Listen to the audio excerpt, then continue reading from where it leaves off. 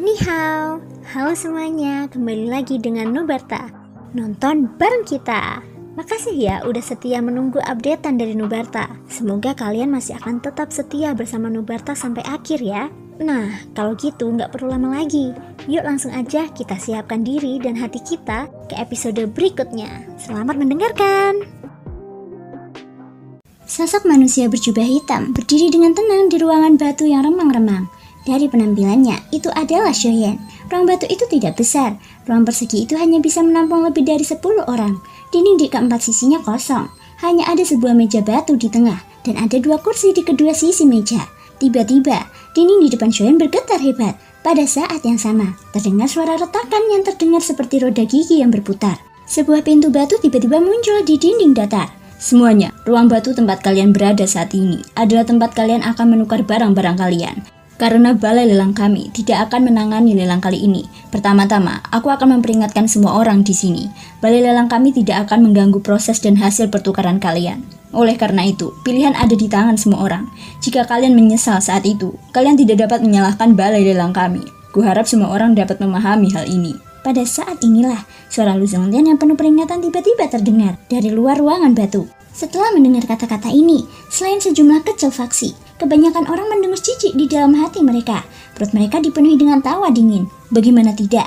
Barang yang akan ditukar adalah bunga fusang. Orang-orang ini tidak akan bisa lebih bahagia jika mereka bisa mendapatkannya. Bagaimana mungkin ada yang bisa menarik kembali kata-kata mereka, kecuali orang itu sangat bodoh. Adapun orang-orang dari golongan besar, mereka tidak dapat menahan diri untuk tidak mengerutkan kening setelah mendengar kata-kata Lu Zhongtian. Dengan cara ini, mereka akan kehilangan perlindungan yang paling bermanfaat selama proses pertukaran bunga fusang. Jika rumah lelang tidak ikut campur dalam masalah ini, terlepas dari apakah bunga fusang yang mereka peroleh asli atau palsu, itu tidak akan ada hubungannya dengan balai lelang. Pada saat itu, mereka hanya bisa menderita dalam diam dan tidak dapat menyuarakan kepahitan mereka.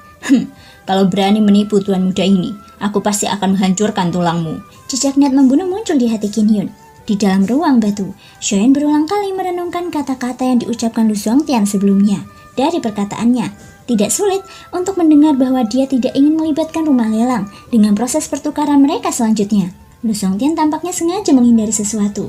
Tentu saja, mungkin ini hanya peringatan yang biasa, dan dia terlalu banyak berpikir. Shoyen menggelengkan kepalanya tanpa daya. Keadaan belum mencapai tahap itu. Tidak ada gunanya baginya untuk terlalu banyak berpikir. Lebih baik menunggu dengan tenang sejenak dan menunggu sampai dia bertemu dengan pemilik asli bunga fusang yang misterius itu. Tiba-tiba, dinding di seberangnya mengeluarkan suara retakan. Di ruang batu, Qin Yun yang acuh tak acuh mengangkat pandangannya dan melihat ke arah pintu batu. Tak lama kemudian, sesosok manusia berjubah hitam besar perlahan melangkah masuk ke ruang batu. Saat sesosok manusia itu melangkah masuk, aroma aneh langsung tercium ke arah Qin Yun. Tatapannya menatap tajam ke arah orang di depannya, seolah-olah dia sedang menunggu sesuatu. Pada saat itulah, sosok manusia berjubah hitam mengulurkan tangan keriput dari lengan bajunya. Begitu dia mengangkat tangannya, sebuah kotak kristal muncul di telapak tangan manusia berjubah hitam itu. Melihat kotak kristal itu, bunga kelopak 6 berdiri dengan santai. Itu adalah bunga fusang. Tubuh Qin Yun sedikit gemetar. Melihat bunga fusang dari jarak sedekat itu telah membuatnya tidak dapat mengendalikan emosinya.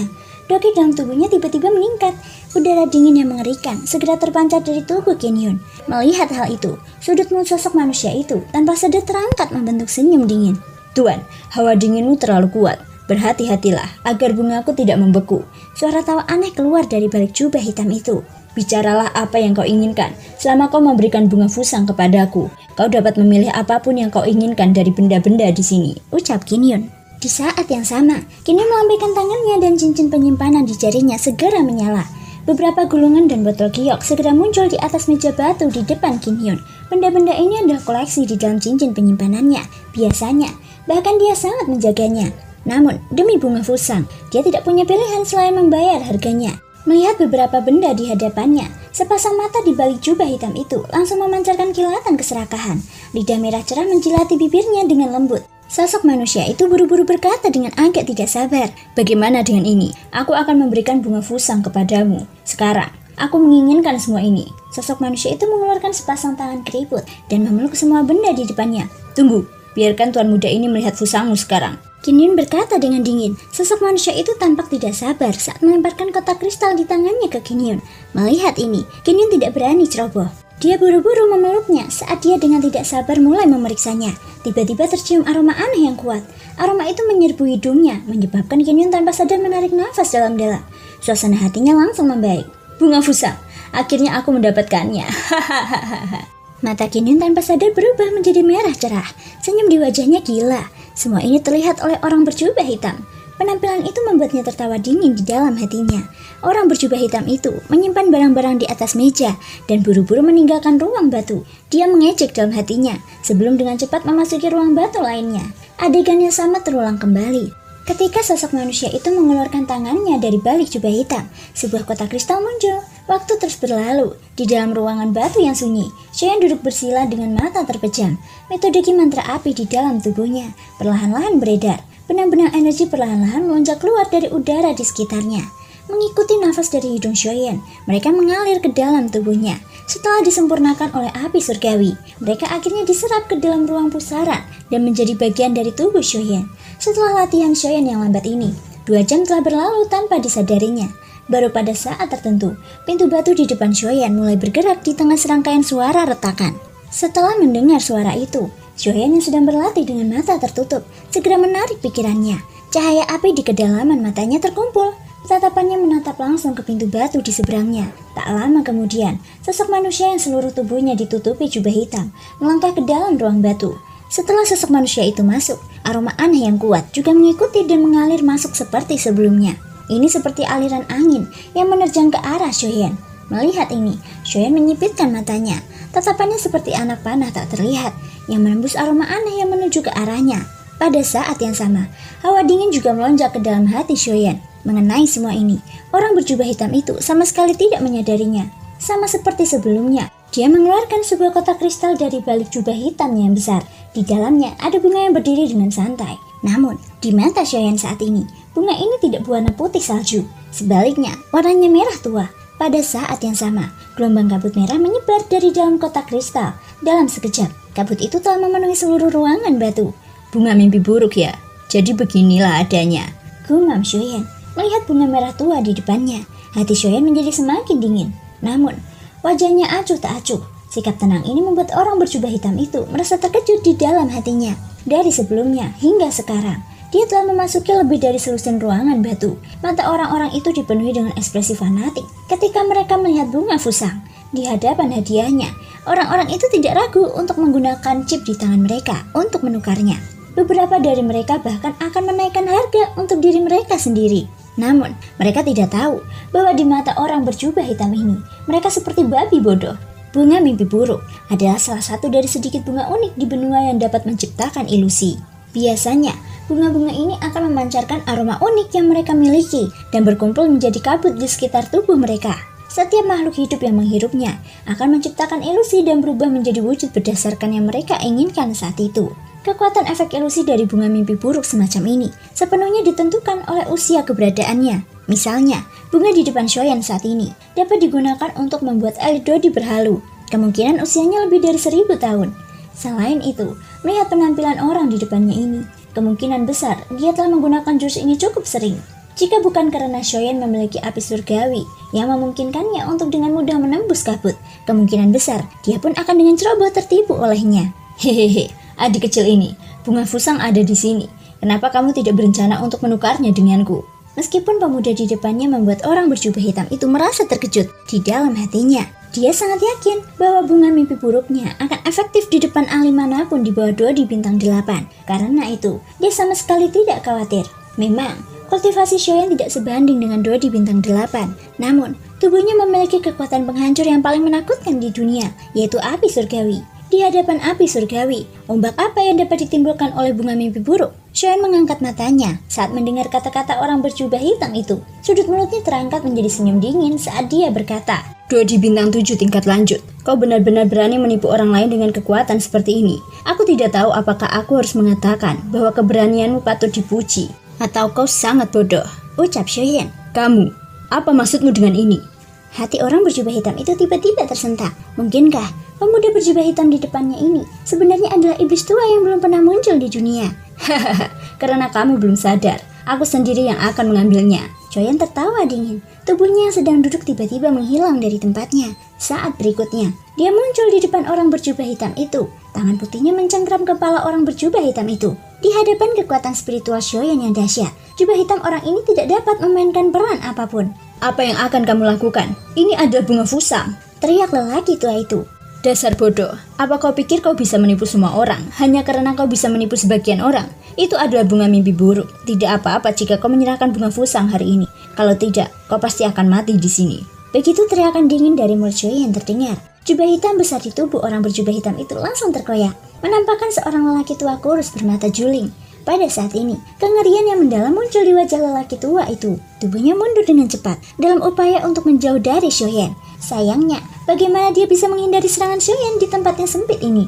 Kamu, seorang Dodi bintang 8. Orang tua itu tanpa sadar berseru. Pada saat yang sama, telapak tangan Shoyan mendarat di depan dada orang tua itu. Meskipun orang tua itu berusaha sekuat tenaga untuk menangkis, dia juga dipaksa mundur dengan cara yang menyedihkan. Setelah itu, dia bertabrakan dengan dinding di belakangnya. Pria tua itu merasakan guncangan di hatinya saat merasakan kekuatan yang terkandung di telapak tangan Shoyan.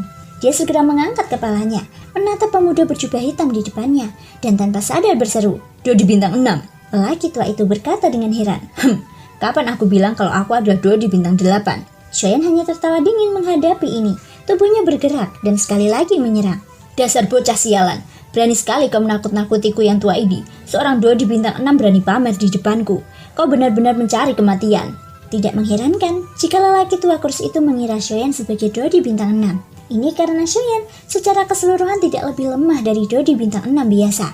Setiap aspek tubuhnya sebanding dengan Dodi bintang 6 asli. Oleh karena itu, hal ini menyebabkan lelaki tua kurus itu mengira orang di depannya sebagai Dodi bintang 6 saat mereka bersentuhan. Tidak diketahui ekspresi menarik seperti apa yang akan terungkap di wajahnya jika dia menyadari kultivasi Shoyan yang sebenarnya. Nah, meskipun aku tidak tahu bagaimana kau bisa melihat bunga mimpi burukku, kau tidak bisa menyalahkanku karena kau telah menyerahkan dirimu kepadaku.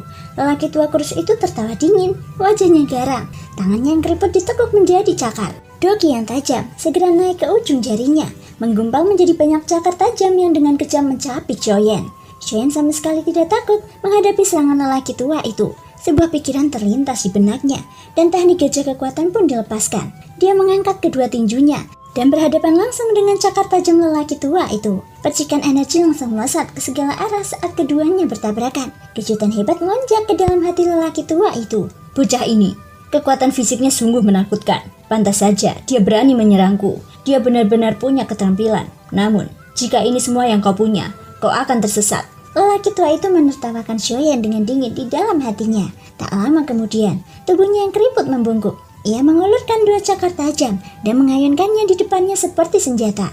Kakinya berulang kali melompat di tanah dan seluruh tubuhnya menghindar maju mundur seperti pegas. Suara angin kencang terdengar. Salah satu cakar lelaki tua itu diarahkan ke leher Shoyan. Dari kelihatannya, sepertinya dia ingin mencapik leher Shoyan menjadi dua. Namun, di bawah perlindungan kekuatan spiritual Shoyan yang kuat, tangan lelaki tua itu hanya melewati telinga Shoyan dengan gelombang suara angin yang menusuk. Melihat Shoyan berhasil menghindari serangannya, lelaki tua kurus itu tak kuasa menahan rasa heran di dalam hatinya.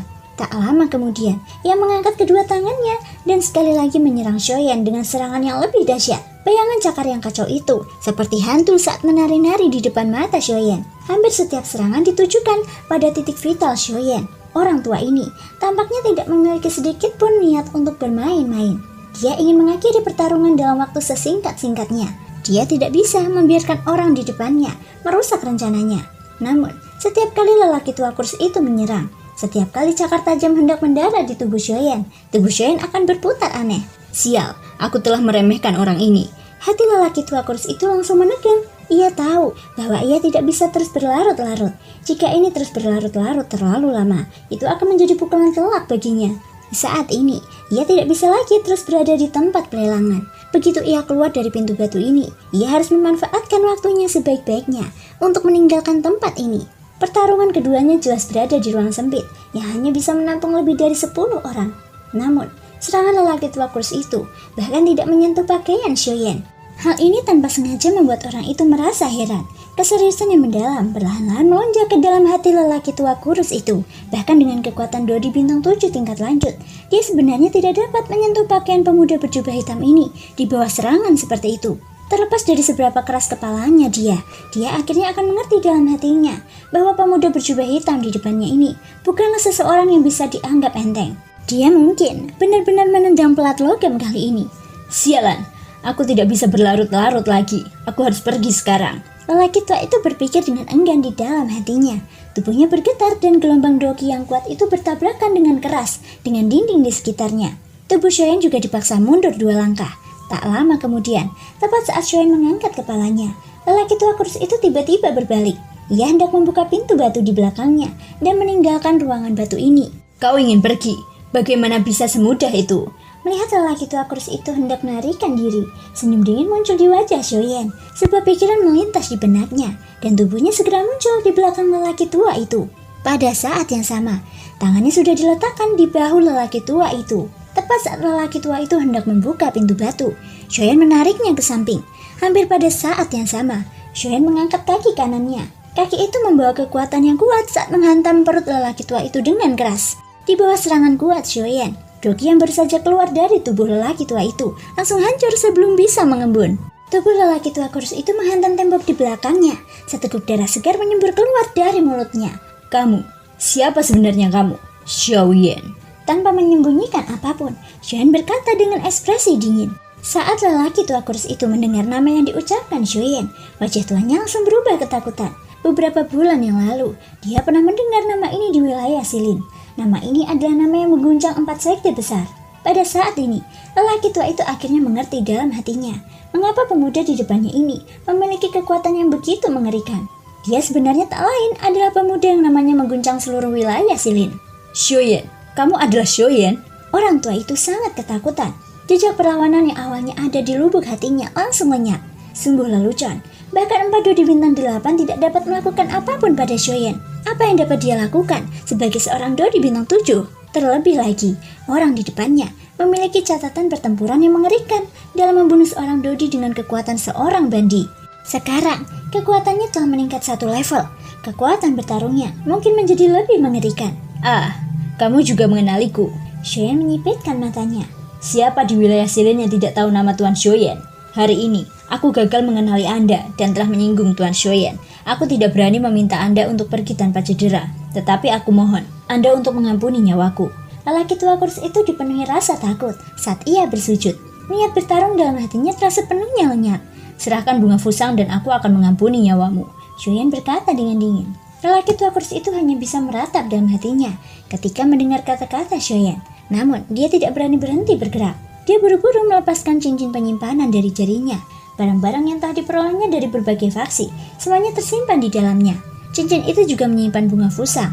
Pada saat ini, lelaki tua kurus ini tidak berani serakah terhadap hidupnya sendiri.